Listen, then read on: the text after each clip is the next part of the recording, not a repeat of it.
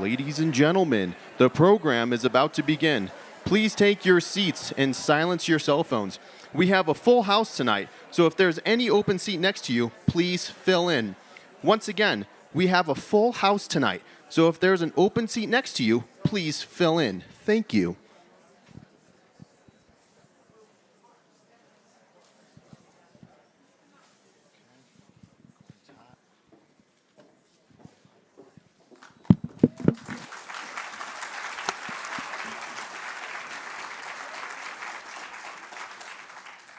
Hello and good evening. This is exciting. It is a full house, and we are so happy you are all here. So thank you for coming. My name is Jenna Moe. I am the Senior Director of the Aspen Society. I'm a little out of breath because I ran up here, sorry, which is the philanthropic community of the Aspen Institute. And thank you to all of our members in the audience tonight for helping to make tonight and many of the other nights possible. Also, special thanks to Crystal Logan, the Aspen Community Programs team, and, of course, the Aspen Community supporters. Thank you all so much for being here.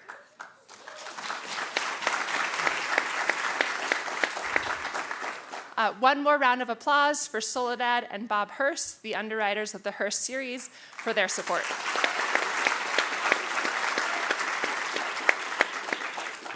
Tonight's conversation, Navigating Disruption, Technology, Business, and the New Economic Landscape, features Scott Galloway, who is a best-selling author, a professor of marketing at NYU Stern School of Business, an award-winning podcast host. Professor G and Pivot are both ranked in the top 100 podcasts globally, and his books, The Algebra of Wealth, and his newest book, Notes on Being a Man, which is available for pre-sale, are both available in the lobby after the talk, so please visit us there. And he is in conversation tonight with Gillian Tett, columnist and member of the editorial board of the Financial Times. Thank you both for sharing your time and expertise with us.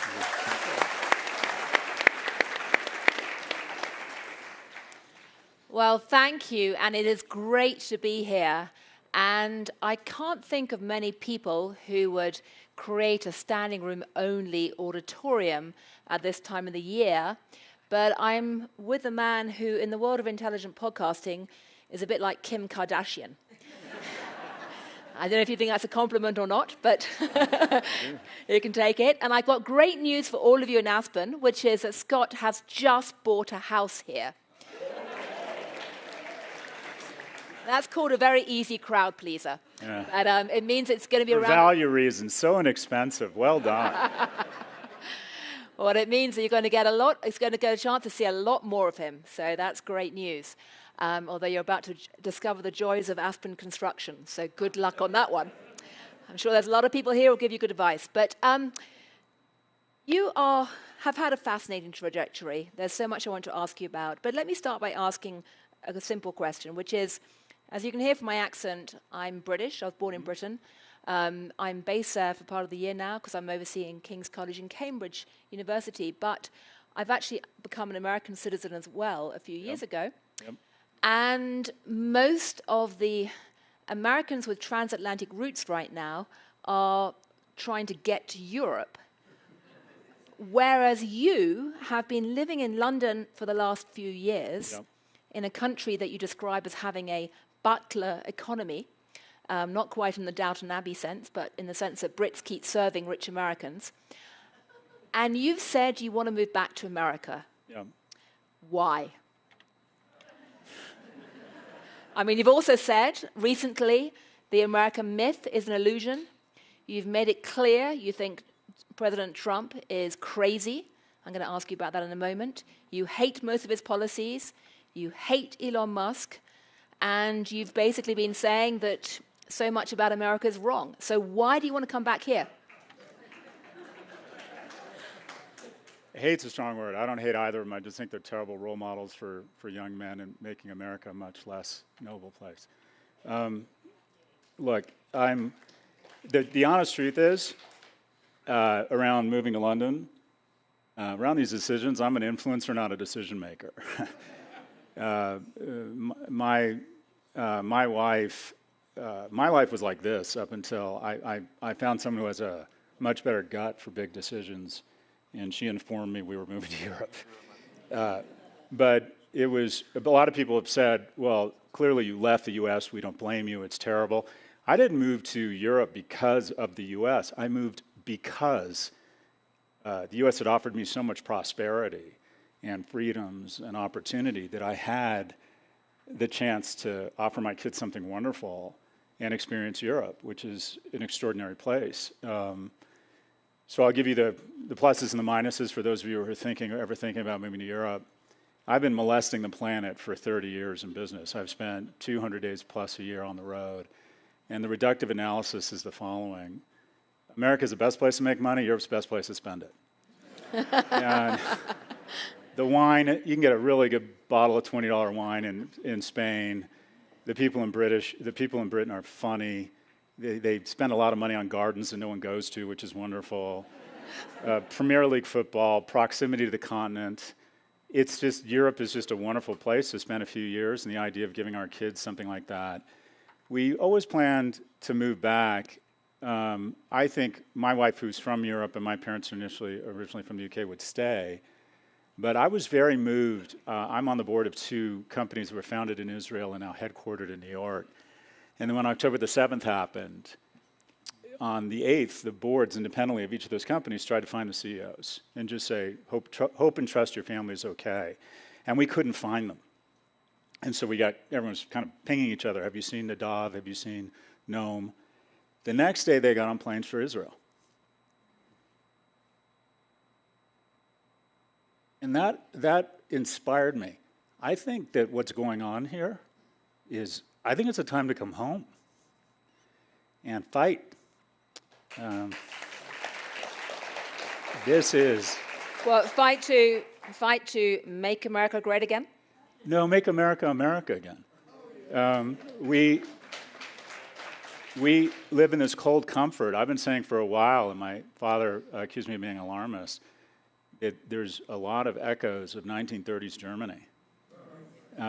If you were to look at the most enlightened culture over the last 200 years, thriving economy, thriving gay community, an embrace of immigrants, an embrace of education, most historians would say that Germany was number 1, except for an 11-year descent into darkness.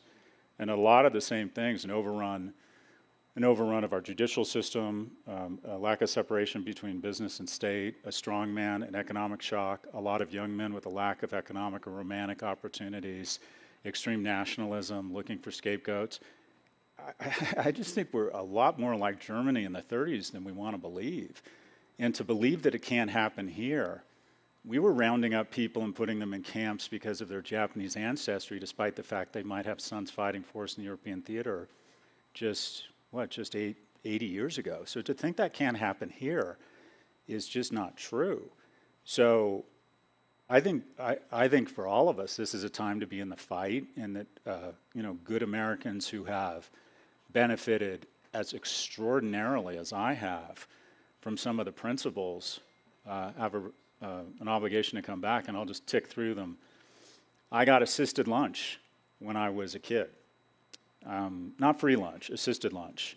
And one of the wonderful things I've always thought about California assisted lunch is they send the coupons that they did in the 70s to I was raised by a single mother, they send the coupons to your house such that you wouldn't be embarrassed. I love that, right? Such you have the same coupons as everybody else. I got and I talk about this openly, and my mom wouldn't have had an issue with this. My mom got pregnant at the age of 47. When I was 17, I was a senior in high school. I'd just been accepted to UCLA. And living in California, we had access to safe, affordable family planning. If we hadn't, I would have done what any good son does. I would have dropped out of high school, and I would have taken care of my mom or helped out, right? But that wasn't an issue. And then when I got to UCLA, which, by the way, had a 74% admissions rate when I applied, this year it'll be 9%, I got Pell Grants, right? Access to safe, affordable planning, school lunch, Pell Grants, all under attack.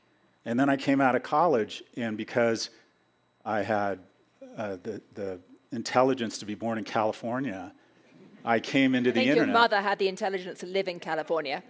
Well, I've said the best decision I ever made was being born in America. And so my parents took this huge risk to pay it off for me. But the reason I get to live in Aspen is because middle-class households made these extraordinary investments vis-a-vis taxes and universities and forward-leaning visionary elected leaders to say, let's build a giant communications network such that post-nuclear attack, we can communicate with each other. That's DARPA. And it costs too much money for the private sector. Let's try and figure out a way to put a missile in Khrushchev's pocket. That's GPS. That's Apple. That's Amazon. That's the internet. That's e-commerce. And if we continue to spend as recklessly as we are right now, it's going to crowd out all ability to make these forward-leaning investments in technology that create this type of economic growth. In addition, I was able to raise hundreds of millions of dollars in my 30s, and a lot of those companies failed. But there was always, if you were a good person and trying hard, there was always access to capital. And why do we have such extraordinary amounts of capital? Because we had rule of law, and we had consistency, and we were seen as good trading partners. All of those things are under attack. And by the way, in Europe, whose economy really hasn't, there's been more economic growth within a 7-mile radius of SFO International Airport in the last 10 years, and there's been in all of Europe since World War II. There is $5 million in capital available for every startup in the US. There's 1 million in Europe. And a lot of that, I believe, is a variety of things, risk aggressiveness, great universities. But we were always seen as a reliable trading partner. Every company I've started has done at least a third of its business overseas. And when I walked into LVMH or Samsung or, I'm trying to think of another one, or Natura in Brazil, they liked us. They wanted to work with Americans. They generally thought, yeah, they're obnoxious, they're full of themselves, but at the end of the day, they're smart and they're the good guys. We were always thought of as the good people, and now I think that's under attack. So literally every reason I get to be here and live the life I lead is under attack. And those of us who have recognized this prosperity have an obligation to make sure that some of those wonderful things still stay in place, because they are everything I've mentioned is under attack. Well, absolutely. So how are you going to fight back? Other than moving here and helping Aspen real estate prices? Or rather, helping the construction industry here? Well, I have a platform. Do you want to run for president yourself? No, I have most of the attributes to run for president. I'm white, male, a narcissist, and a little bit of money. But so when you tell a 50-something-year-old narcissist he should run for president, he's inclined to believe you. So I thought about it for a hot minute, and I believe in transparency. I got a call from some Democratic operatives, and they said, we'll raise you $10 million, you put in $10 million, and you're going to run. And I thought about it, and I said, I don't think I can win. And they're like, it's not about winning, it's about shaping the conversation. And what I've decided is, I think to be cynical about our current pool of candidates is just cynical. There's some amazing, I just had Gretchen Whitmer on my podcast, incredibly impressive person. The person about to be governor here, Michael Bennett, is an incredibly impressive person. We have so many Bennett fans here. We have so many fantastic people who decide to be public servants that I've decided the best way I can fight back is to get very involved in trying to flip the House in 26 and then get very involved in a campaign for 28. And I interview all the candidates. Every presidential candidate has taken an interest in me. They call me and say, we should have dinner. I'm like, you want to come on the podcast? You're running for president. Don't bullshit me. When do you want to come on? And there's just a ton of amazing people out there. So the way I can do it is to bring attention to them, use my time, treasure, and my talent to find great Americans to get into elected office and then into the White House. That's okay, so what are you seeing happening then before 2026 to Donald Trump? Because just today we have a new news cycle about the Jeffrey Epstein files. Yeah. We've got MAGA possibly beginning to split around this. We've got a war of distraction by the people around Trump to try and toss out toys to distract us all every 5 minutes. Yeah. I mean, if you're going to make a prediction, would you bet on Trump continuing to remain as dominant for the next year or so? Because, you know, I recently chatted to Curtis Yarvin, the blogger, and, you know, what he would argue is actually there was a huge momentum behind Trump in the first few months, but actually, in his eyes, it's now petering out. So I think I have a better than average track record predicting business outcomes. I have a worse than average track record of predicting political outcomes. Every time I thought there was a red line that he'd crossed, I was wrong. It wasn't a red line. And I don't think Trump is the biggest threat. The reality is he's a 79-year-old obese man who doesn't have a lot of love in his life. Those people usually don't make it to 90. I think he's going to die soon. And I don't wish that on anyone, but I don't. Folks, biology's undefeated. And don't tell the Silicon Valley bros that. And just to be bipartisan. Longevity industry doesn't believe you, but yes. Anyone who listens to my podcast know that before it was cool, I was saying Biden was too goddamn old to run for president, and that he was a narcissist for thinking he could beat biology at the expense of America. It was insane that he decided to run for president again. And Bill Maher called me an ageist. I'm like, yeah, I am an ageist. And you know who else is ageist? Biology. We absolutely... And you just turned 60, is that right? I did, but naked I look 59 and 7/8. We need term limits. You're going to put an 80-year-old... How can we age gate at the lower end, and then we have these conversations with our parents where we tell them they can't drive, but they should run for president? Enough already. 76, you're out. 16 years. They do this in the UK. They do it all over the world. We have, and this is a big part of the problem, 2/3 of Congress is going to be dead in 25 years. Do you think they're really worried about the deficit or the climate? Do you think they have really interesting, fresh ideas and can look at the economy in a new way and understand these technologies? Washington has become a cross between the land of the dead and the Golden Girls. This is insane. Get these people out. They're too fucking old.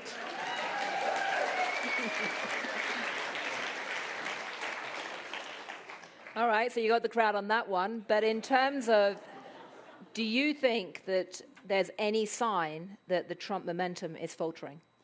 Never mind his age.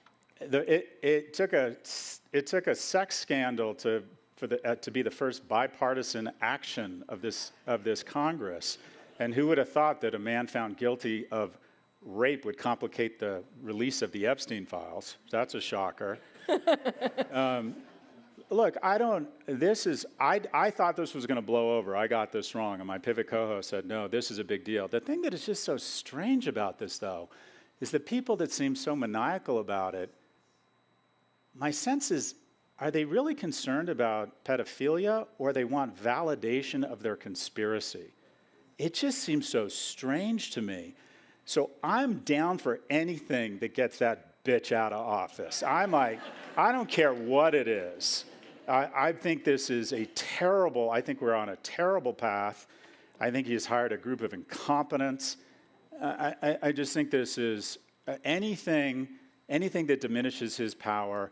I think by the midterms, his power, he's a lame duck. The thing I'm most worried about, I think probably the most frightening person in the world right now is a guy named Peter Thiel. And I think that J.D. Vance is smarter and much younger, and I think this techno-libertarian weird vision of the future that could permeate MAGA and the White House, I think that's a bigger threat. Biology is going to take care of Trump. Would you have Curtis Yarvin on your show? I'm sorry, would I have who? Curtis Yarvin, the grey mirror guy. The one who's a lot of the intellectual ideas for Peter Thiel and people like that? Yeah, I'm pretty promiscuous. So anything for clicks. You'd get clicks with that one. I got a house to build in Starwood. All right, so you've said that in a world where, in Washington, which is full of, old people and golden girls, you think the only grown-ups in the room right now is a bond market. If you don't want to predict politics, when does a bond market blow up? If we were to say, okay, the economy had crashed, and you had to predict or try and guess what had taken it down. Say we knew that in 3, 6, 24 months the bond market or the equity markets had crashed, I would bet that it would be an unwinding of AI, that some companies announced they're not spending as much on AI, NVIDIA reports a bad quarter, because keep in mind, 40% of the S&P, let's go global. Is tech. 50% of the market capitalization of all stocks globally is represented by the S&P. And if you add in debt, enterprise value is equity value plus debt. If you add in the debt, then 70% of all of the value in the world is represented by U.S. corporations. So if someone said to you, you can either buy every company in the U.S. for $70 or every other company in the world outside of the U.S. for $30, I would argue that you would probably say, I'll take every other company in the world for $30. So I think our markets are inflated. And I think the prick that pops the bubble is that 40% of the S&P, which represents 50% of the world's market cap, is basically being driven by the expectations that AI is going to continue to grow massively. So I think the first signal that maybe AI isn't as big as we are anticipating or the markets had hoped for, I think that's when you see a real unwinding. And the reason why I think there's a non-zero probability that happens is the following. If you think about the most seminal technologies in history, right up there, I would argue, I'm about to get on a plane and fly at 8/10 the speed of sound across the surface of the atmosphere, and I'll be in Chicago in 2 hours for what just 100 years ago meant scurvy and death. And jet transportation technology has been an unbelievable unlock for the global economy and our ability to connect with one another. Well, not when you're dealing with Aspen weather always, but anyway, good luck. But if you added up all the profits and losses of every aircraft manufacturer and every airline, it's at break even right now. It still hasn't made any money. PCs. In 2006, I raised $80 million and became the largest shareholder in Gateway Computer. I realize this is the weakest flex in the world. Does anyone remember Gateway? This is your demographic, so they do. Right. They were the second largest PC manufacturer in the world. We sold 3 times as many computers as Apple. Now, granted, we sold them at 8 points of gross margin, and Apple was selling them at 30. But what has been a bigger unlock for global productivity than the technology that put basically a $50 million supercomputer on your desk for $1,000, $400, $300, right? No one's been able to make money on PCs. You would say it's Apple. No, Apple was the iPhone. The PC business has been terrible. Asus, Commodore, Compaq. Why? Because these companies in jet transportation and PCs were not able to sequester value to any small group of companies through IP, through distribution channels, through capital. And I wonder if AI is more like the PC industry and airlines than it is search, social, or Hopper, NVIDIA GPU chips. What do I mean by that? I think that we're all going to win from AI. I'm just not sure any one small group of companies is going to be able to capture trillions of value, which is what shareholders are banking on. And the reason I flip to this viewpoint that this industry might be more like PCs and jets than search, social, or AI chips is when DeepSeek came out. So we decided we placed an embargo on the most sophisticated chips for the Chinese. They obviously see AI as a priority. And all of a sudden, DeepSeek pops up and says, we have an LLM almost as good as OpenAI or ChatGPT, but we did it with 10% of the compute power on a fraction of the cost. And my favorite moment was if you ask DeepSeek, who are you? It said, I'm OpenAI. So the first job, the first person being put out of business by AI is AI.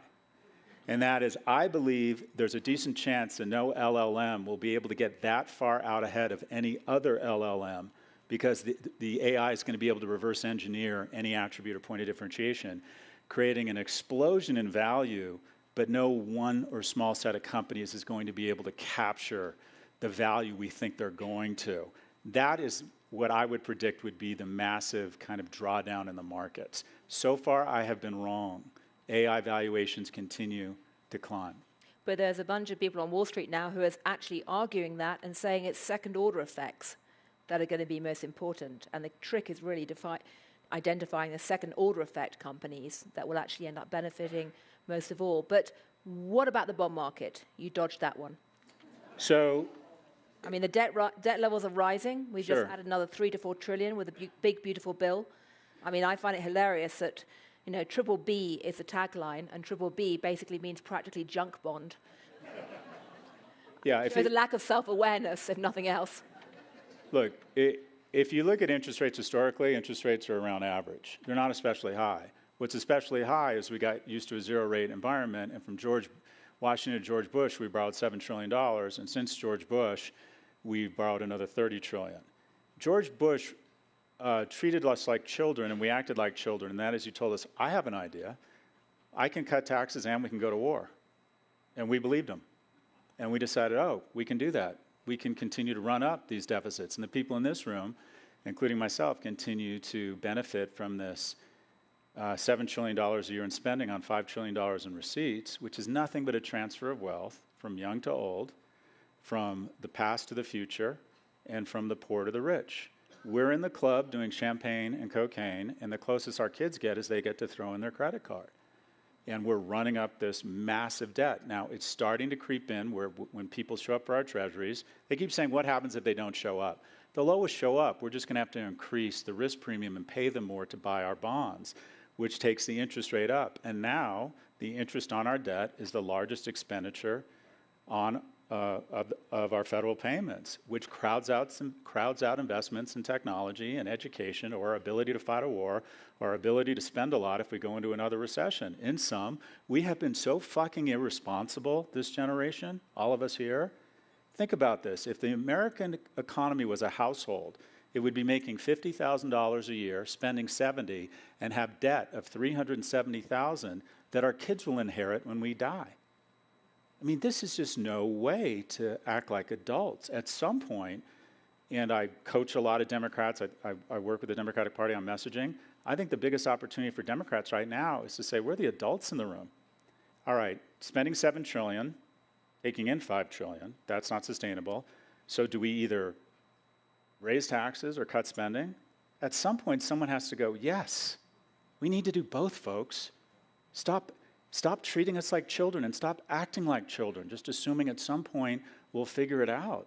The deficit and interest, as reflected by interest rates creeping up, and the fact that we're going to spend more than $1 trillion just on the interest in our debt, really is a crisis. And the reason why every fiat currency has gone away, has failed in the history of the world, is because the short-term political temptation to print more money based on a short-term political cycle and just hope our kids figure it out is too great. And eventually the dollar will go away. I just hope it goes away in 50 or 100 years, not in the next 10 or 20. But the bond market is the adult in the room right now. So President Trump's response to all this is to threaten to fire Jay Powell. What do you think the impact of that will be if it happens? And do you expect that to happen? Well, that's not a fear right now. I love these weapons of mass distraction. This is what's going on in the White House. Like, this is something I'm totally comfortable saying is almost a certainty.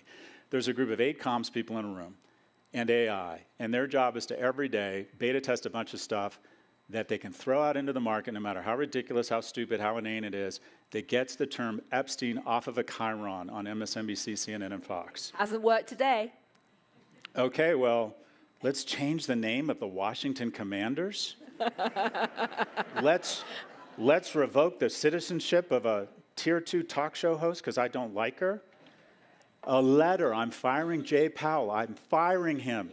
He can't fire him. Unless Congress decides to change it, you can't fire him. And by the way, the bond market hates that. It crashed as soon as he threatened it. But it wasn't ever going to happen.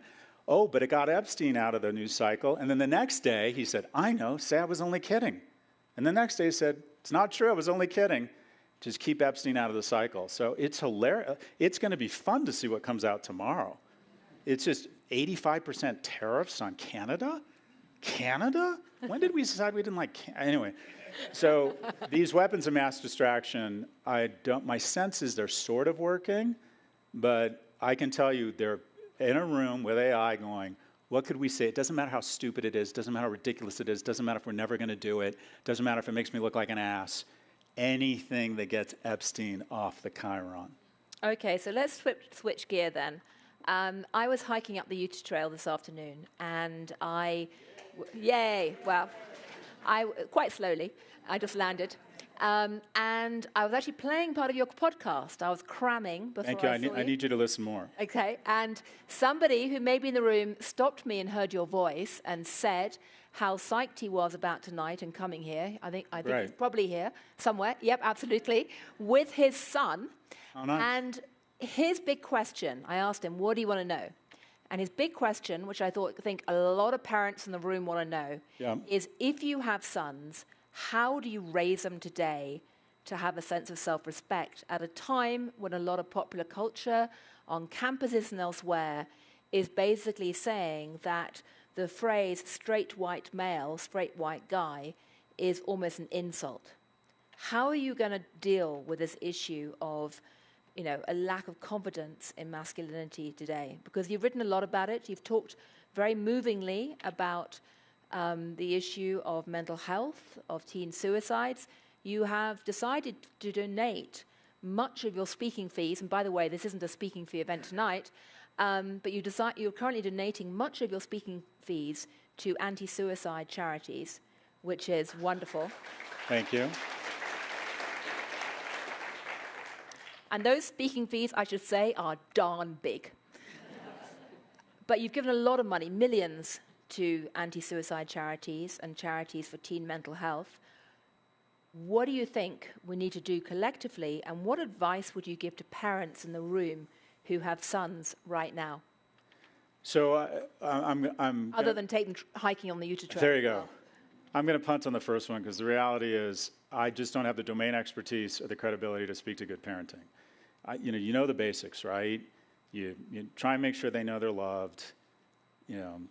Sports, be good to their mom. You know the basics, but be clear. I have no domain expertise around parenting. I'm still banging on the door of the bathroom when my kid's in there on TikTok saying, start masturbating. I get so pissed off he's in there on his phone. So look, I can't even pretend to advise you on parenting. I think that there is no group in American history, well, let's say the last 50 years, that has fallen further faster than young men. If you go into a morgue and there's 5 people who've died by suicide, 4 are men. Young men are 3 times more likely to be addicted. We don't have a homeless or an opiate crisis. We have a male homeless and a male opiate crisis.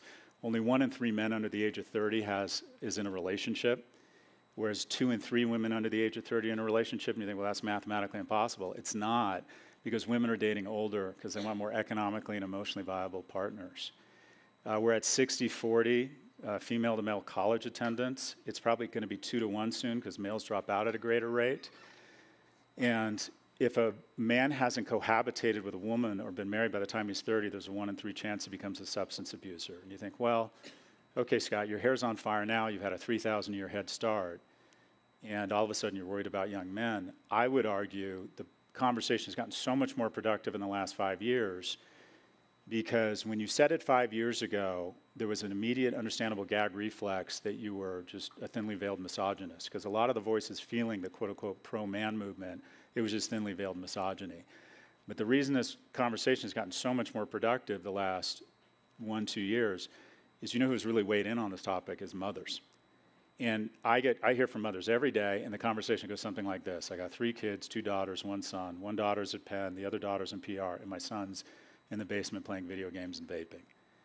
And what you have with a series of young men, a cohort of young men who aren't connecting to work, they're not connecting to school, they're not connecting to relationships, you're ending up with the most dangerous person on the planet, and that is a person without a lot of options. And if you look at the most unstable, violent periods in history, the one commonality is a lack of opportunity for young men. And I worry that because the deepest, most talented people in the world with godlike technology have one mission, and that is to convince a young man that he can have a reasonable facsimile of life on a screen with an algorithm.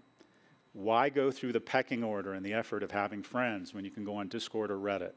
Why put on a tie, get up in the morning, not get high the night before, and go in and try and get a job when you can make money trading stocks or crypto on Robinhood or Coinbase? And for God's sakes, why would any young man, right, stay in shape, have a plan, develop a sense of humor, develop the resilience to endure rejection and approach women and realize you're going to endure rejection, demonstrate kindness, demonstrate excellence, be persistent? Why would any man do that when you have porn at home?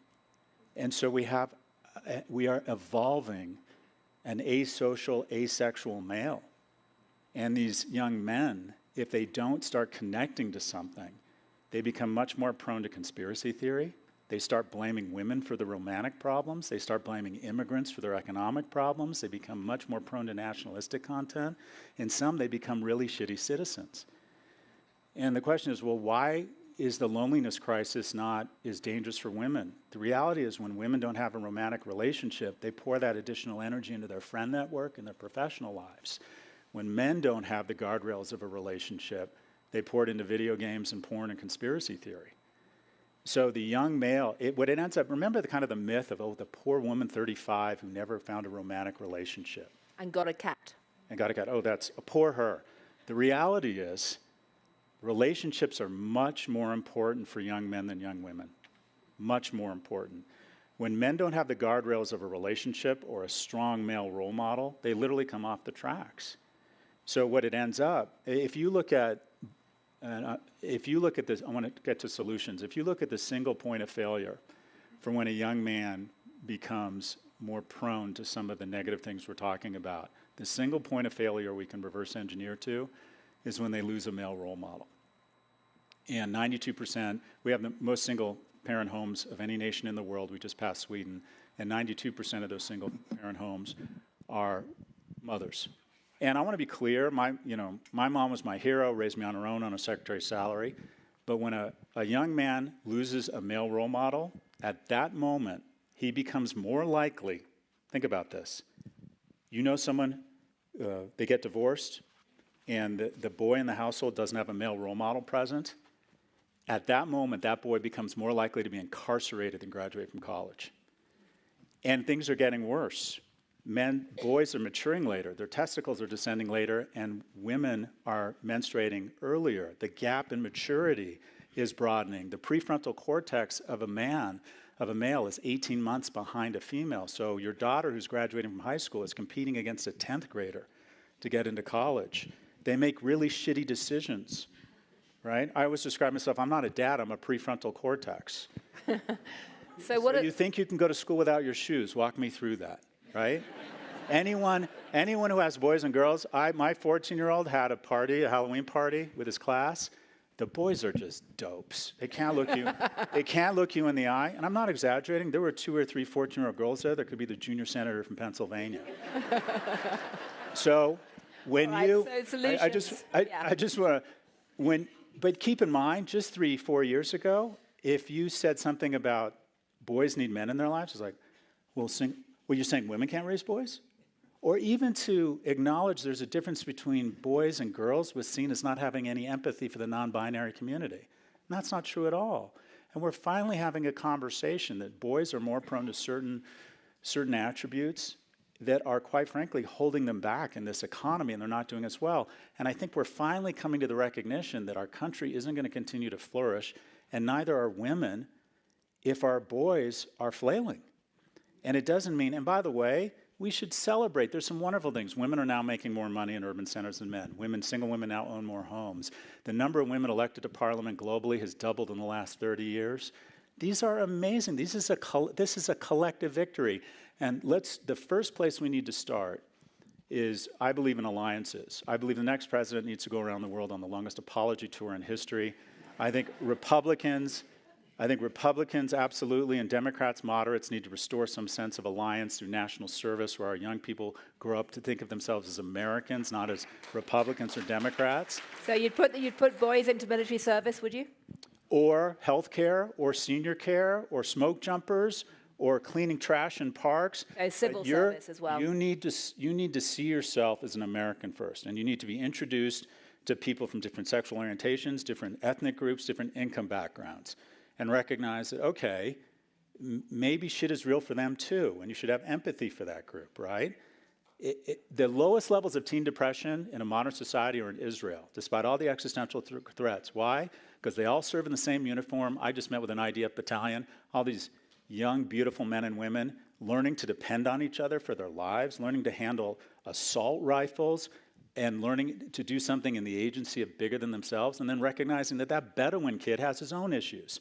And that gay kid is not that different than me. And they grow up with a sense of purpose and a sense of community.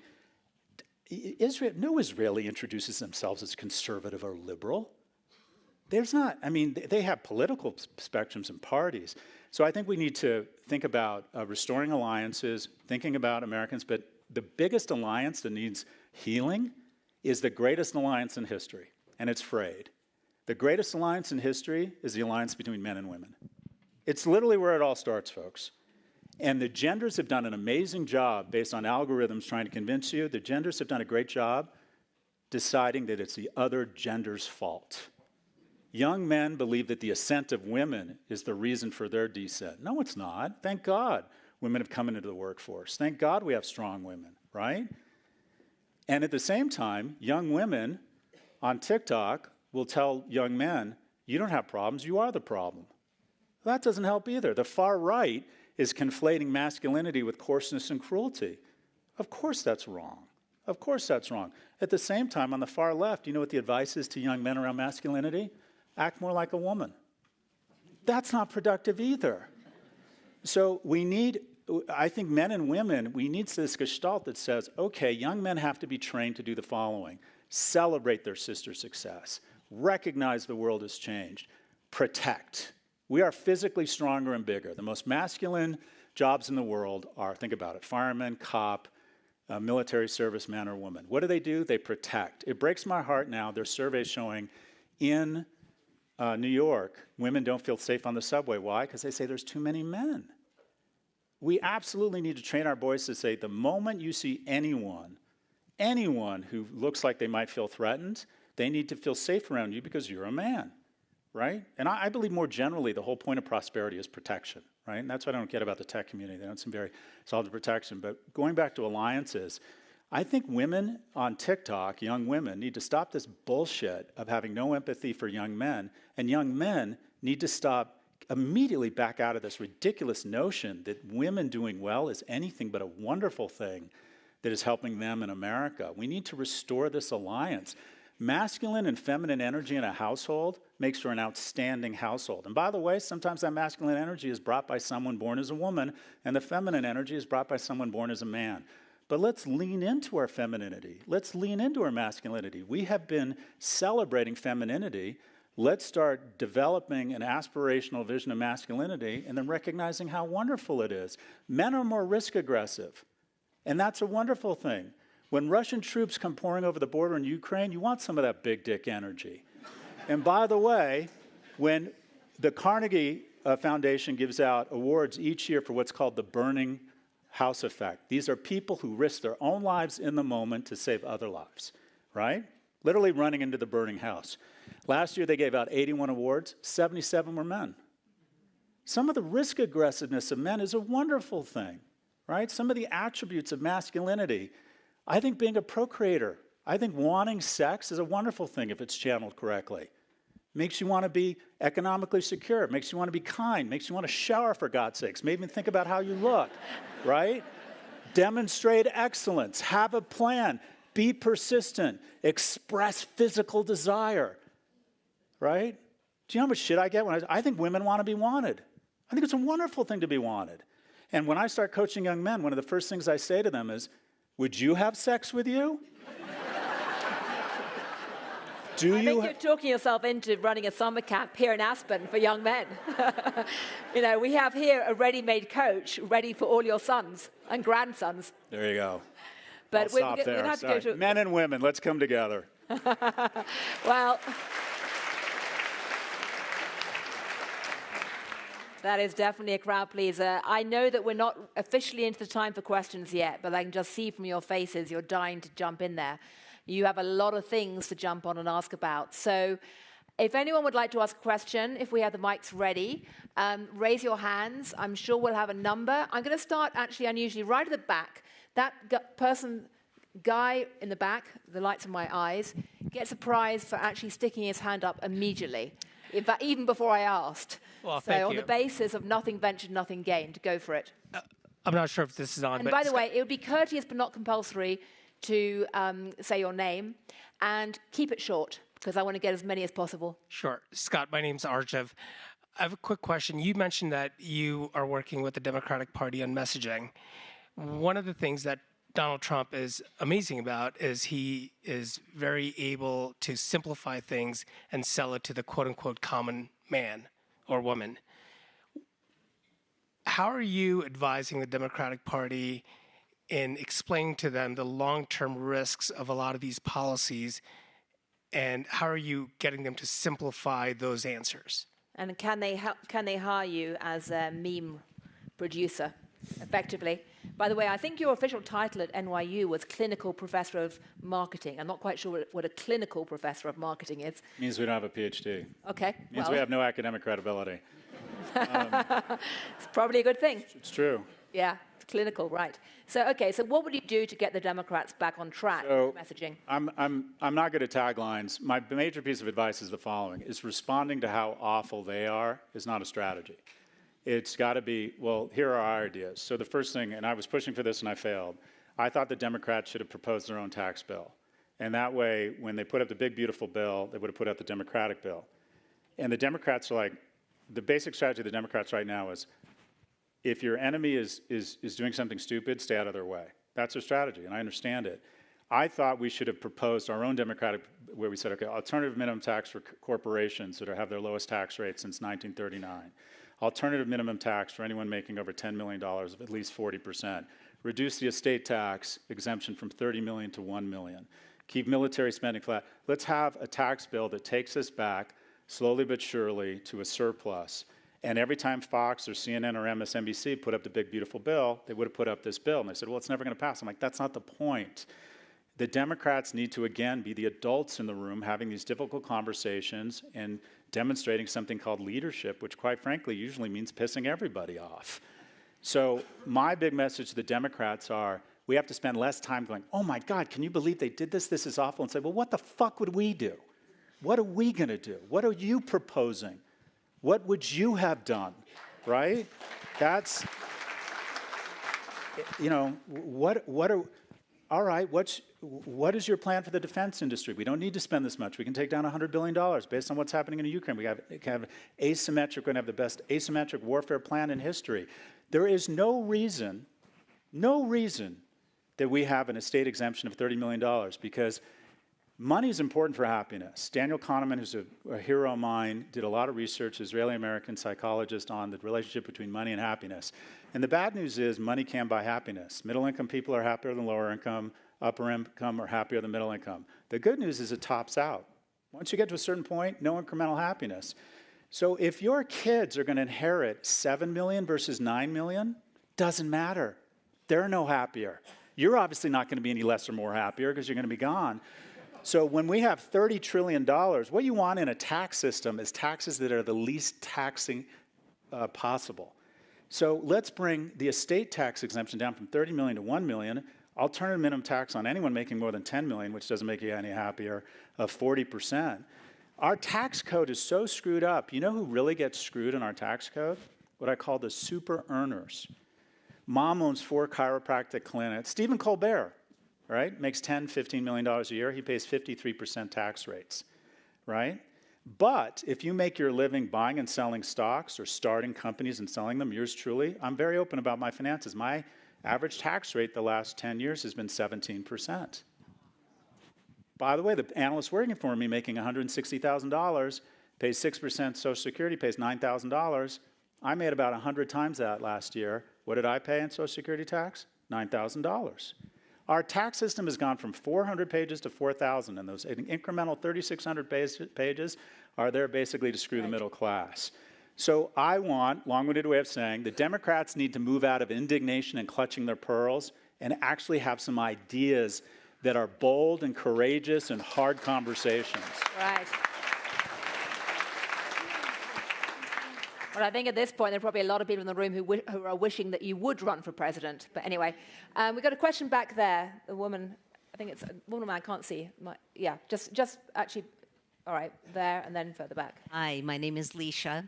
So I was hearing a couple weeks ago a lot of companies were buying a bunch of crypto and their stock prices were popping up. And then today I heard that Kohl's stock went up 30% because they're now a meme stock. Yeah. Could you explain what's going on there and where this is headed? So I understand crypto and meme stocks better than 99% of the population, and I do not understand them. Do you buy them?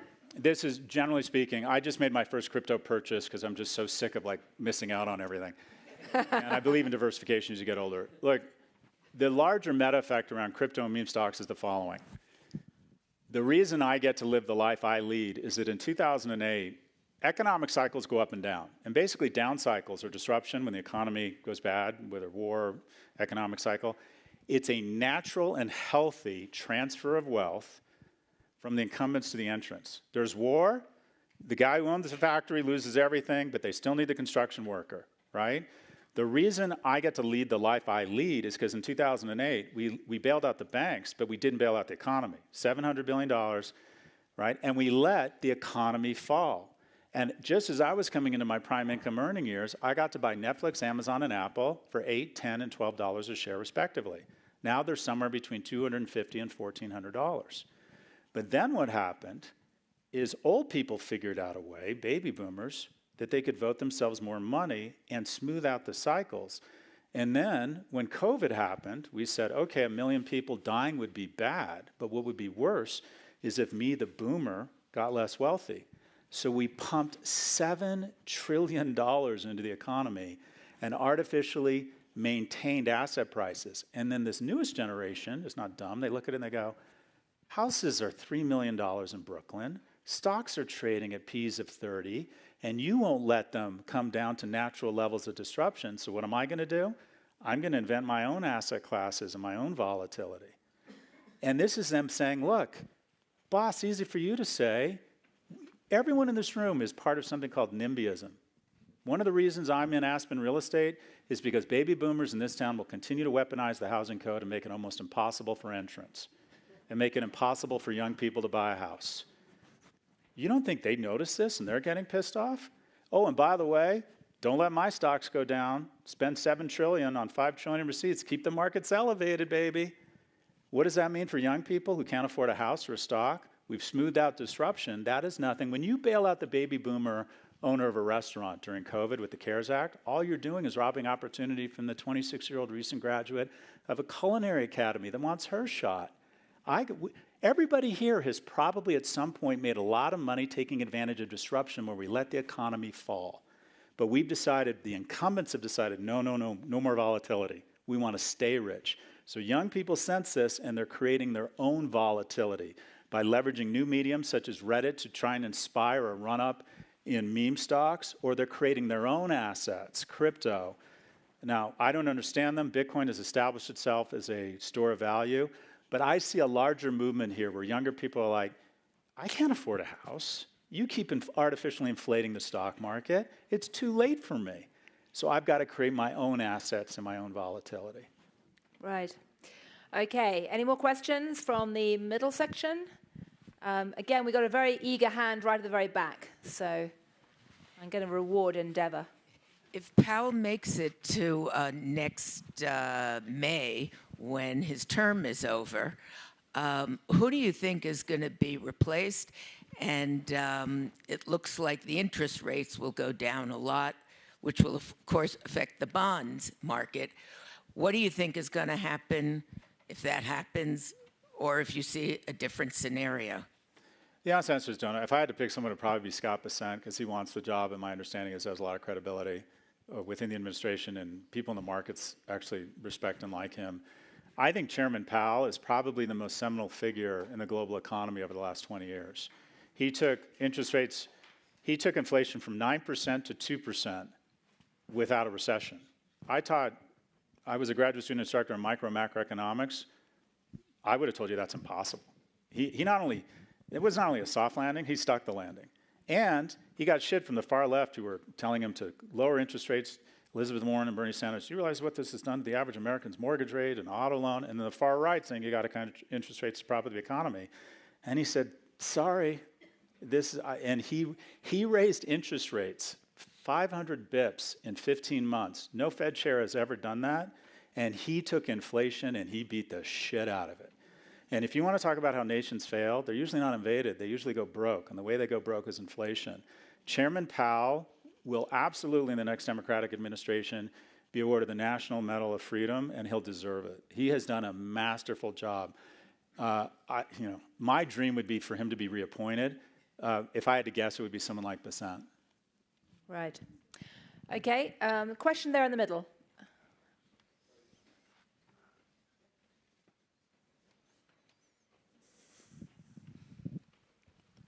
Thank you to you both. This has been a very refreshing conversation. My name is Bobby Dunphy. I'm Australian. And I see things with a slightly different lens than most Americans. And many of my Australian friends and family are saying, well, you're going to be coming home now. And I'm like, no, I'm staying here because I want to stay here to fight. So thank you for coming. I don't really have a question except to say thank you. Thank you. So many people leaving this country right now. I think that's the worst move. Agreed. What I do wonder is whether we see this as the potential demise of the American empire. And the other thing that I wonder is whether or not there is a possibility there will not be the midterms nor the election in 4 years. And Okay, those are two great questions. They're big questions in 4 minutes. Okay, you've got 3 minutes to talk about the end of the American empire, coming or not. I think even for Scott, that's going to be a tall order. I'm going to keep you to time, which is an even taller order. Things have been worse. There's no reason we can't come back stronger. I'm a huge fan of Heather Cox Richardson, the historian. The 1850s and 60s, slave owners held all the power. And and there were a large part of the nation, the most economically powerful part of the nation, declared war, and we declared war on them, and it was brother against brother. I mean, that was pretty bad. The Gilded Age had the same level of income inequality. So the key is, if good people get involved and appreciate their blessings and try to shove the ladders down behind them, I don't see any reason why we can't come out of this stronger. We just can't be lazy. We can't take for granted our blessings, but I absolutely see that there's enormous potential for us to vomit out what has happened. I think a lot of people are really, on both sides of the aisle, are really distressed about what's going on. So I'm cautiously optimistic that this has motivated people to rise up and take a more active role in America and restoring America. Okay, last question here in the front. We've not had any front row questions yet. Normally they get the first. Got a microphone just coming for you. Make it short because we're almost out of time. My name's Chris. Hey, Chris. I'm curious your thoughts on loneliness epidemics, suicide rates. Yeah. Is there a role for AI to play at a baseline level of support to maybe democratize some sort of support for those who can't afford it? Thanks for the question. So I'll give you an answer and I'll have a call out. And you've got about a minute and a half. Thank you for that. It's my Pivot co-host, so always says, is there ever a period at the end of your sentences? I think the biggest threat of AI is not self-healing weapons. It's not income inequality, although it'll add to those things. It's not that it becomes sentient and decides to kill us. It's loneliness. And I think that some of these AI relationships and sex bots and characters, people having relationships with AI, is really dangerous. I think that's the biggest threat. I think there's enormous upside from AI, specifically around healthcare. A mother with a child with diabetes spends 5 months, and let's be honest, so is the mother, spends 5 months of her year on that child's diabetes. I think the most disruptive industry in history is U.S. healthcare at the hands of AI. But the biggest danger, hands down, is loneliness as people start sequestering, and this is where I'll end, and this is my call out. There are 3 times as many, I talked about earlier, I referenced earlier, the single point of failure for a boy is when he loses a male role model, right? And there are 3 times as many female applicants to be big sisters as there are male applicants to be big brothers. And I think some of it is just men aren't stepping up, but I also think there's this stigma that if you're a 35-year-old man, maybe you don't have your own kids, and you may have fraternal or paternal love to give, that there's something wrong with you if you're interested in a boy. And quite frankly, I think Michael Jackson and Catholic Church have fucked it up for all of us, because there's a lot of good men who want to be involved in a young man's life, or they're intimidated. They think, I'm not a baller, I don't have kids of my own, I can't help. You just have to be wanting to live a virtuous life and be willing to spend time with a boy. That's it. So my call out is the following. Find a single mother in your environment. Just ask if there's someone who'd like to come with you to a game, hang out, wash your car. In sum, if we want better men, we have to be better men. Well, I think that's a really...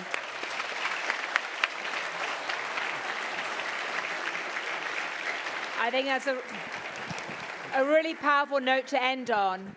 And I'll just say three things. Firstly, your analysis of the political economy and where we are today is very powerfully piercing.